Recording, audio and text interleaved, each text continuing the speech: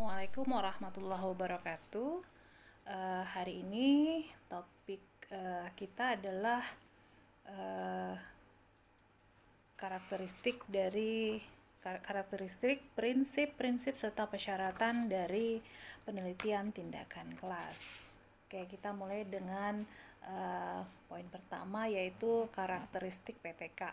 Nah, semua penelitian itu memang berupaya untuk memecahkan masalah. Nah, jadi atau problem ya. Dari segi problem yang harus dipecahkan, nah penelitian tindakan kelas itu memiliki karakteristik penting, yaitu problem yang diangkat itu adalah problem yang betul-betul dihadapi oleh guru di kelas. Nah, PTK dapat dilaksanakan itu jika pendidik sejak awal menyadari adanya persoalan terkait dengan proses pelaksanaan pembelajaran di kelas. Nah, ketika pendidik itu menyadari bahwa ada persoalan di dalam kelas, maka pendidik ini perlu menyelesaikan masalah itu secara profesional. Nah, kalau pendidik itu merasa sehari-harinya itu tidak bermasalah, maka tidak perlu melaksanakan PTK. Nah, tapi kalau pendidik atau guru melihat kemudian merasakan apa yang telah dia lakukan selama di kelas itu ada yang kurang, maka mungkin guru itu telah melakukan kesalahan atau kekeliruan. Nah, maka guru bisa meminta teman sejawat-kah atau orang lain untuk yang dalam hal ini kapasitasnya sesama guru mungkin, atau mahasiswa bisa, untuk melihat apakah selama ini ketika dia melakukan proses pembelajaran mengajar di kelas itu ada hal-hal yang harusnya tidak dilakukan atau terjadi kesalahan sehingga mengakibatkan masalah yang terjadi di kelas. Nah, atau bisa kepala sekolah bisa ya. Kemudian berdiskusi dengan yang melihat tadi, guru itu berdiskusi kira-kira permasalahannya apa dan solusi yang tepat itu apa. Nah, jadi seperti melakukan kolaborasi. Nah, karakteristik berikutnya adalah bentuk penelitian itu sendiri. Jadi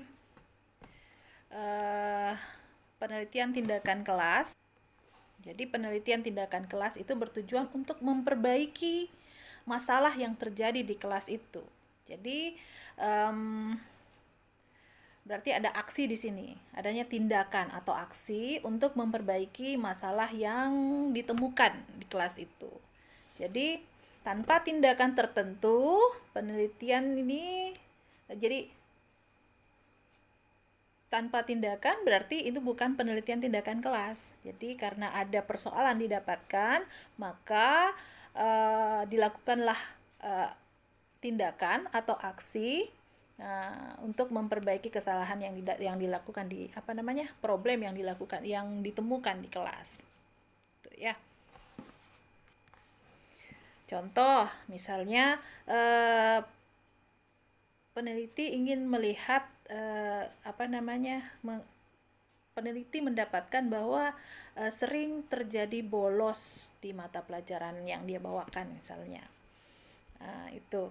Jadi dia mencari tahu kenapa banyak yang bolos. Nah, kalau dia hanya mencari tahu tanpa ada tindakan, maka penelitiannya hanya sekedar ingin tahu saja. Tapi kalau dia mencari tahu kenapa bolos, kemudian melakukan tindakan untuk mengatasi siswa bolos, misalnya mereka absennya diperketat misalnya, nah berarti si guru sudah melakukan tindakan untuk mengatasi problem siswa yang bolos tadi. Jadi tujuannya PTK itu harus ada perubahan ke arah yang positif ya.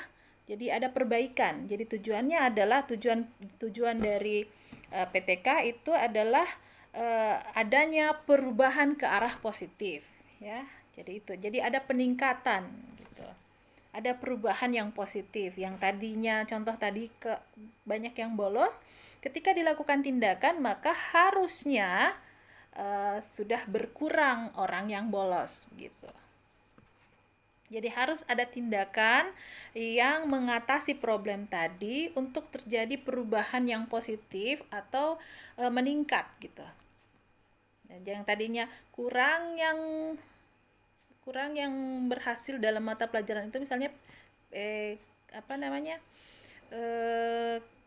nilai ketuntasannya kurang misalnya, setelah dilakukan tindakan ya banyak yang berhasil misalnya di atas nilai rata-rata hasilnya. Ada beberapa pendapat para ahli tentang karakteristik dari PTK. Jadi kalau menurut buku yang Ibu baca, buku penelitian tindakan kelas karangannya Pak Faizaluddin MPDI dan Ermalinda M. Hum, itu di buku itu dikatakan ada beberapa pendapat ahli. Pendapat ahli yang pertama dari menurut Sulipan, itu Sulipan namanya. Karakteristik tindakan kelas itu yang pertama berdasarkan atas masalah yang dihadapi guru dalam pembelajaran. Nah, seperti Ibu sudah sampaikan tadi bahwa yang pertama harus ada masalah yang dihadapi di kelas. Nah, yang kedua dilakukan secara kolaboratif.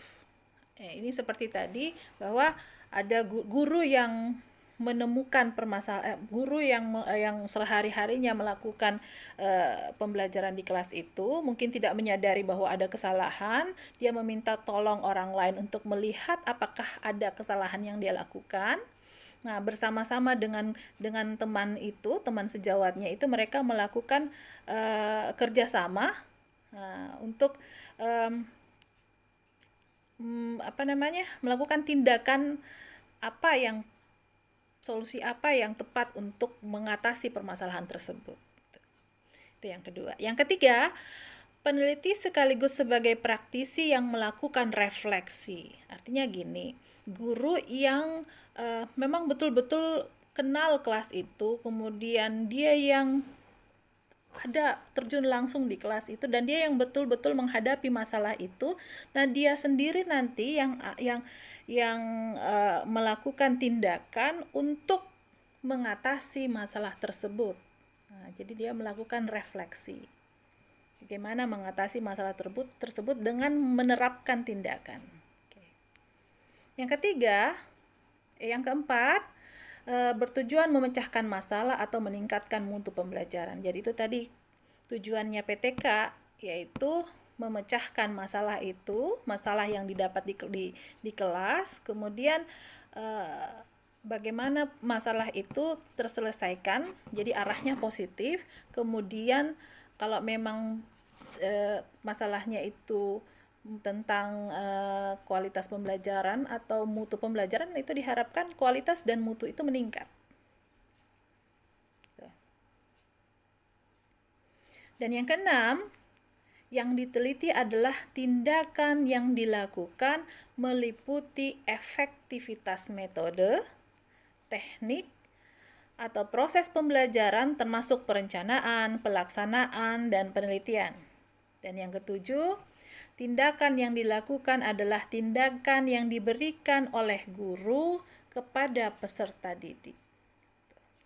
Itu karakteristik menurut Sulipan ya, yang ibu baca di buku penelitian tindakan kelas, Classroom Action Research. Ini karangannya Faizaluddin MPDI dan Ermalinda M. Hum. Ya. Berikutnya, kita akan membahas tentang prinsip-prinsip PTK. Nah, di buku yang Ibu baca juga, Sulipan juga mengemukakan bahwa prinsip-prinsip PTK itu secara umum yang pertama itu tidak mengganggu komitmen guru sebagai pengajar. Jadi tetap berlangsung seperti biasanya. Nah, yang kedua, metode pengumpulan data tidak menuntut waktu yang berlebihan. Jadi tidak boleh makan waktu ya. Jadi harus sesuai dengan jam mata pelajarannya. Kalau misalnya 2 kali 35 menit ya 2 kali 35 menit, tidak boleh lebih dari itu. Kemudian yang ketiga, metodologi yang digunakan harus reliable sehingga memungkinkan guru mengidentifikasi serta merumuskan hipotesis secara meyakinkan. Reliable artinya dia harus sesuai dengan yang dipelajari pada saat itu dan tidak boleh melebihi dari kemampuan siswa pada saat itu. Yang keempat, masalah berasal dari kondisi nyata di kelas yang dihadapi oleh guru. Jadi tidak boleh mengada-ngada masalahnya. Jadi memang betul-betul masalah itu terjadi di kelas itu. Makanya tidak bisa orang lain itu melakukan penelitian tindakan kelas. Karena yang betul-betul paham dengan kondisi kelas itu adalah guru yang mengajar di kelas itu. Dan yang kelima, dalam penyelenggaraan penelitian, guru harus memperhatikan etika profesionalisme guru. Jadi harus pegang teguh etika guru bagaimana. Guru yang profesional seperti apa gitu ya. Berikutnya, meskipun yang keenam, meskipun dilakukan penelitian di kelas,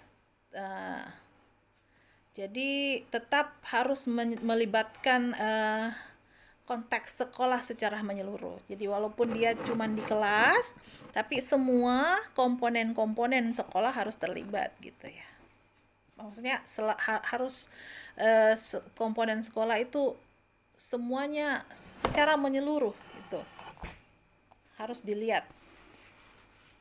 Jadi apa-apa saja yang mempengaruhi kelas itu bisa seperti itu gitu. Jadi semua komponen di sekolah diperhatikan.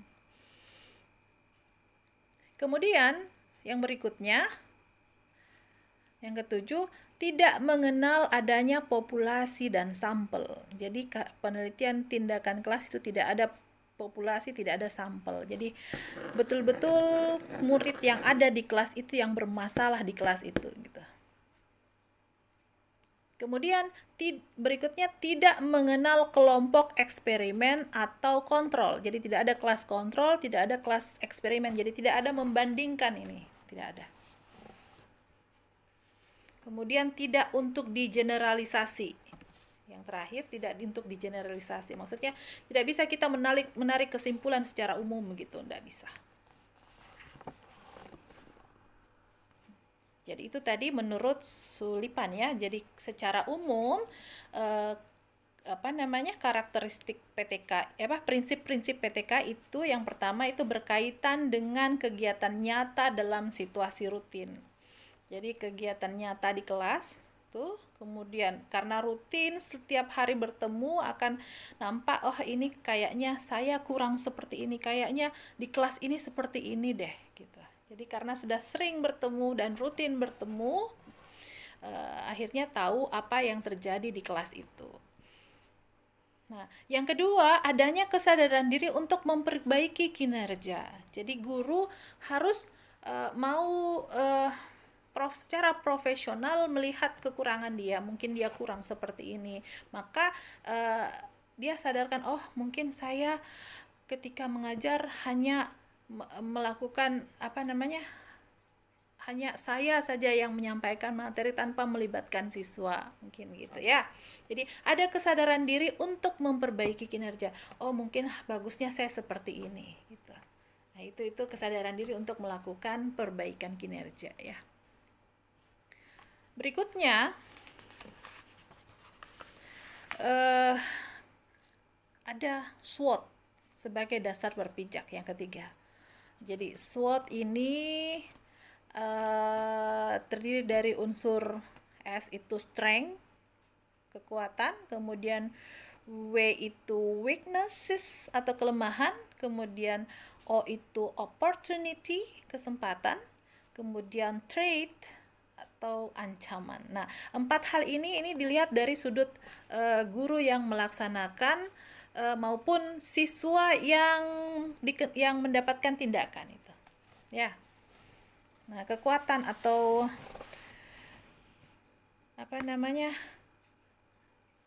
strength. Kemudian kelemahan atau weaknesses. Jadi SWOT itu tadi kekuatan, strength sama weaknesses itu. Strength itu kekuatan, kemudian weaknesses itu kelemahan. Ini kalau dicermati itu berasal dari peneliti, gurunya. Jadi dia harus melihat unsur tadi, kekuatan dan kelemahan dia ketika mau melakukan penelitian tindakan. Sedangkan opportunity sama threat, opportunity itu kesempatan, kemudian threat itu ancaman. Ini ada dilihat dari yang akan dikenakan tindakan atau subjeknya. Jadi dalam memilih sebuah tindakan yang akan dicoba, peneliti harus mempertimbangkan apakah ada sesuatu di luar diri dan subjek tindakan yang kiranya dapat dimanfaatkan. Nah, juga sebaliknya berpikir tentang bahaya. Bahaya di luar subjek yang kira-kira bisa mendatangkan resiko ketika melakukan tindakan kelas. Nah, yang keempat yaitu upaya empiris dan sistemik. Jadi kalau berdasarkan pada SWOT tadi, ini ketika melakukan tindakan berarti sudah mengikuti prinsip-prinsip yang terkait dengan pengalaman. Jadi ke pengalaman dan sistemik gitu. Jadi kita beranjak atau berpijak pada unsur-unsur yang terkait dengan seluruh sistem atau objek yang sudah digarap gitu. Jadi jika guru mengupayakan cara mengajar baru, ya harus dipikirkan tentang sarana yang mendukung. Tuh. Kemudian bagaimana jadwal pembelajarannya. Jadi hal-hal lain yang ada kaitannya dengan bagaimana pelaksanaan tindakan itu di kelas, penelitian tindakan kelas di kelas itu. Nah, yang kelima, melaksanakan prinsip SMART. SMART kalau bahasa Inggris berarti cerdas ya, tapi kalau di sini SMART itu singkatan dari 5 tindakan, 5 hal, yaitu S-nya itu spesifik. Nah, yang pertama spesifik atau khusus ya, jadi tidak terlalu umum. Yang kedua manageable artinya dikelola atau dilaksanakan, manage ya. Kemudian acceptable. Nah, acceptable ini dapat diterima lingkungan gitu. Acceptable atau dapat dijangkau, dapat diterima, dapat dicapai, yaitu acceptable. Kemudian R-nya realistis. Jadi realistis ya tidak di luar jangkauan, itu maksudnya. Kemudian time, yang terakhir itu T, itu time bound. Time bound itu diikat oleh waktu, artinya dia harus terencana. Nah, itu tadi dia tidak boleh lebih dari waktu yang ditentukan. Supaya guru sama siswa itu puas dengan hasil penelitian tindakan kelas, maka ada hal-hal yang perlu diperhatikan pada penulisan karya tulis ilmiah mengenai penelitian tindakan kelas itu. Yang pertama, bukan seperti biasa tapi harus cemerlang. Artinya gini, penelitian tindakan itu harus menunjukkan bahwa tindakan yang diberikan kepada siswa itu atau objek penelitian itu berbeda dari apa yang biasa dilakukan. Misalnya diskusi, misalnya kalau diskusi itu guru memberikan tugas diskusi, terus mempresentasikan, misalnya guru disuruh siswa itu mempresentasikan misalnya, kemudian siswa lain mendengarkan, kemudian ada yang menyanggah. Biasanya kan begitu kalau diskusi ya. Nah, pada misalnya penelitian tindakan kelas, misalnya kita pakai metode diskusi juga, tapi berbeda caranya. Misalnya contoh misalnya menukarkan hasil diskusi antara kelompok satu dengan kelompok yang lain misalnya itu. Kemudian apalagi ya, setelah diskusi penyajiannya misalnya dengan cara lomba misalnya gitu, bikin lomba teka-teki silang misalnya, berlomba mengisi gitu. Jadi banyak hal yang bisa dilakukan. Nah, yang kedua, ini terpusat pada proses, bukan semata-mata mau melihat hasilnya. Jadi bagaimana kegiatan yang dilakukan ini memperbaiki atau meningkatkan hasil itu dengan cara mengubah metode, atau mengubah metode, mengubah pendekatan, atau mengubah strategi. Nah, itu. Jadi tidak melihat hasilnya, tapi bagaimana proses pelaksanaan penelitian tindakan kelas itu dilaksanakan. Jadi ketika melakukan penelitian tindakan kelas itu tidak harus berpikir bagaimana hasilnya, tapi bagaimana kita mengamati proses yang terjadi selama penelitian itu dilaksanakan. Nah, kesalahan umum yang banyak dilakukan oleh peneliti itu ketika dia mau melaksanakan penelitian, dia fokuskan ke topik tertentu, topik yang akan diteliti. Jadi langsung menyebutkan materinya atau topiknya. Nah, sedangkan itu PTK itu tidak bisa kalau dia hanya kecil cakupannya. Ya, kalau terlalu besar juga tidak bisa. Contoh, guru mau melakukan tindakan bagaimana mengajarkan topik mencari luas bangunan segitiga misalnya. Itu kan sempit sekali kalau hanya melihat segitiga, atau mencari luas segi empat.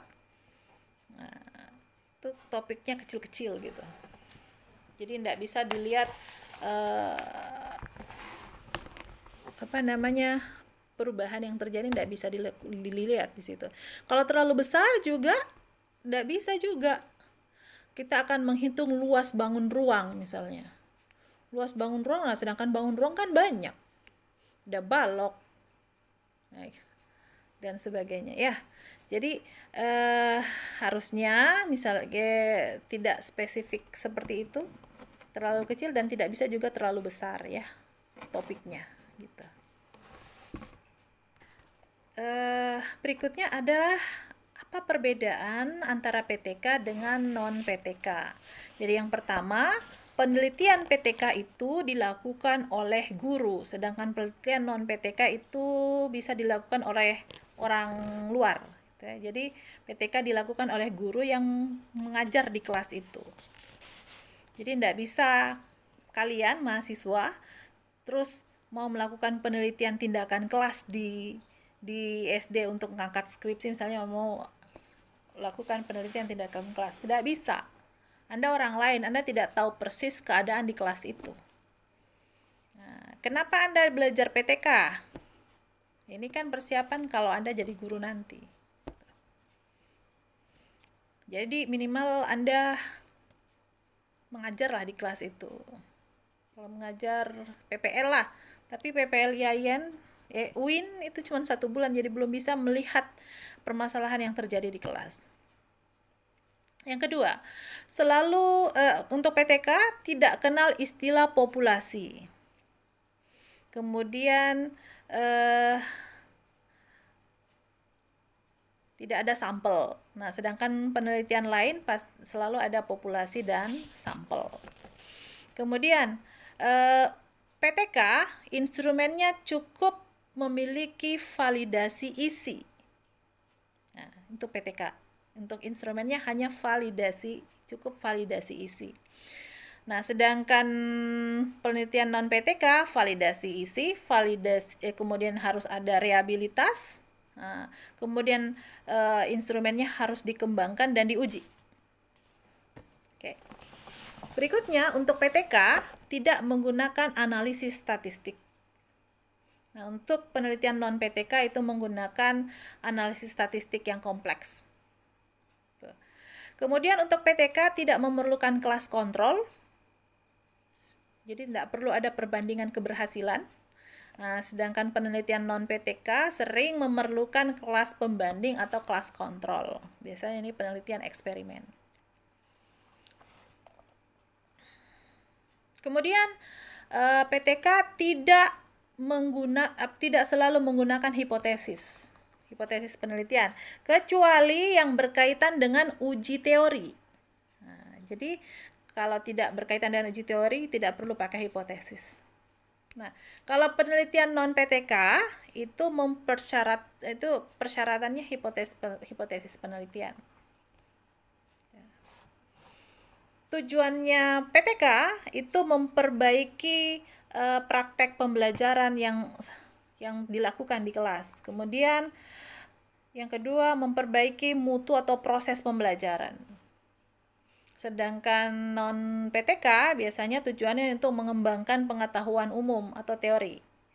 Dan berikutnya tidak langsung untuk memperbaiki, tapi praktek pembelajaran. Jadi model kita terapkan untuk eksperimen di kelas itu. Kemudian syarat-syarat PTK.